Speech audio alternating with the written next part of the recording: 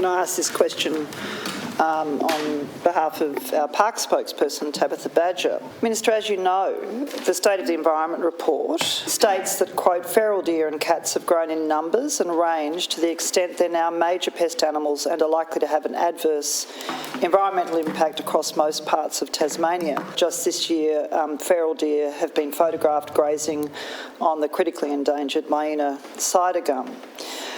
Recommendation 13 recommends the removal of protections of wild fallow deer from regulatory frameworks, including the Nature Conservation and Wildlife Regulations of 2023, given the very significant impact and potentially future enormous impact of fallow deer on public protected lands for which you are responsible.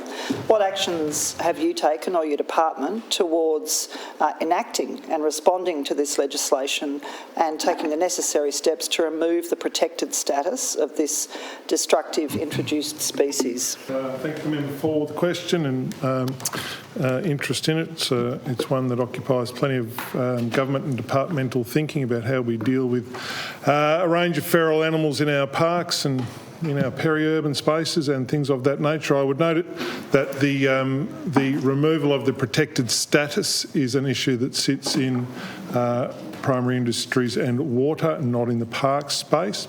I would, however, point to the great deal of work that Parks has done in the space in terms of aerial culling in the walls of Jerusalem National Park, in terms of peri-urban deer culls that are currently underway and happening on Bruny Island and in other areas of the state, and the sensitivities and the difficult nature of that work. So this is not an area that we're seeking to, certainly from the parks perspective, we understand the seriousness of it. We understand the threat posed by feral animals in whatever shape or form they may take to our spaces, and we are looking for ways to reduce those impacts. Minister, did Parks and Wildlife apply again for Australian Heritage Grants funding to survey and eradicate deer within the walls of Jerusalem National Park and surrounding reserves?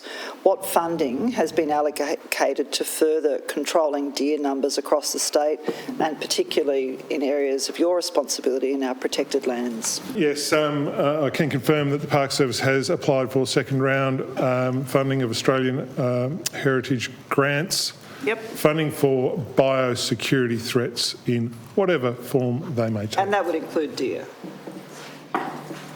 Just for the Hansard, that was a sort of consenting shrug, was it? Look, biosecurity threats.